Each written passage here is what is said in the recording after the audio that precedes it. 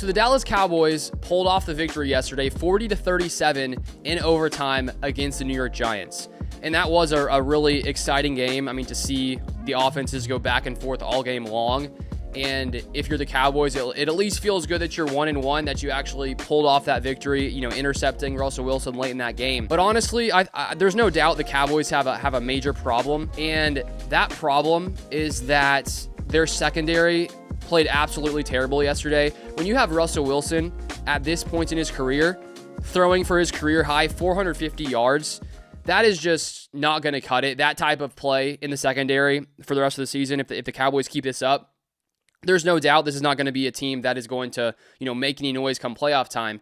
And I still think there's no doubt Russell Wilson can still play good football. And I think he's been fine the past few years. I don't think he's been the same guy he was earlier in his career, when he won a Super Bowl in Seattle. But the fact that he had, probably one of the best games of his career outside of the pick late, it sort of shows you just how bad this Cowboys defense is. And that was one thing last year. They did deal with a ton of injuries, and they still were one of the worst defenses in the NFL. Last year, 31st in points allowed per game. And then yesterday, they allowed 37 to Russell Wilson. And this is the same offense that just 1 week before, against the Washington Commanders, only put up 6 points. So you have them putting up 6 points against Commanders. They play Dallas, they put up 37 points. And so maybe you could say, well, the Giants, week 1, they were just rusty. It wasn't a great game. But, week 2, they sort of, found their rhythm. There's no doubt they played a lot better football. But I just don't think that when this 2025 season is over, I don't think we're going to be sitting here and looking at the Giants and going, man, like this is one of the best offenses in the NFL. I don't think that's the case, and I think that shows just how poor the defensive play was from the Dallas Cowboys in this one.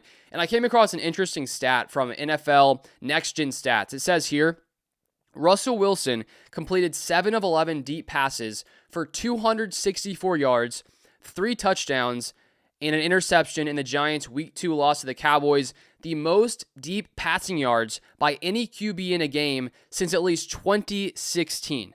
So this is one of the worst defensive performances from a secondary when it comes to deep passes allowed in nearly 10 years, about 9 years since there's been a performance like this from Russell Wilson in this game. And so on the one hand, if you're the Cowboys, you say, man, well, at least the offense was playing well. Dak throws for 361 yards, 2 touchdowns, 1 interception. Javonte Williams carrying the ball effectively, 18 carries, 97 yards. There's no doubt that there are positives offensively. George Pickens started to play really well. He even had, more of an impact on the game than his stats showed just because of all those, defensive penalties he was forcing. Picked up a ton of penalty yards. The Giants, had so many penalties in this game. But the thing is, it may, awesome that you have an offense that at least played good football yesterday. But if your defense is going to be, playing this type of football, allowing 506 yards to the New York Giants in week 2, that's just not really going to cut it when it comes to, playing against some actually talented teams in the NFL, like the Commanders, what they have offensively. If you get to the, the playoffs and you have to play some of these other top tier defenses, how are you going to stop teams like the Green Bay Packers, where, Jordan Love's a very, very good passer when it comes to, the deep passing game. And that's just where they have to clean it up. And can they? Sure they can figure things out. Maybe, you look late in the season and they've solved some of these issues. They get some guys back from injury like Bland, and maybe they can, fix some of these problems. But there's no doubt that when you look at this game, it's like if Russell Wilson doesn't throw that pick in that game and the Giants are able to kick a field goal, you're sitting at 0-2. Obviously, the tone around the Cowboys would be a lot different today. But, of course, they still did get the win. So you have to give them credit there. The fact that they did force an interception late, the fact that Dak did play well, near the end of that game to allow the Cowboys to, get off a field goal there with Aubrey, playing absolutely incredible football. So there's no doubt there are some positives for the Cowboys. But the fact that already 2 weeks in, currently looking at the current, rankings, the Cowboys are 27th in points allowed.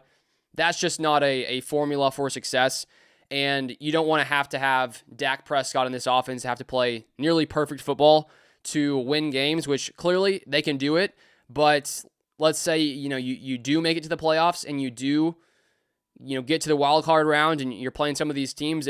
do you really trust this offense to be able to consistently do what they did today against better defenses? I just don't know if that's something you really want to rely on. So there's no doubt the Cowboys have a lot of things to clean up defensively, and they need to be better against the pass. And we'll see if Eberflus is able to solve some of these issues, because there were just guys going deep, just totally wide open down the seam, just guys getting beat, and that's something that you just can't have. And there's no doubt that Malik Neighbors is a very, very good receiver, and the Cowboys won't face that many teams that have the talent of a Neighbors, but you have to clean it up if you actually want to be competitive here the rest of the season if you're the Dallas Cowboys. But if you'd like more NFL content, feel free to subscribe down below, and I'll see you guys next time.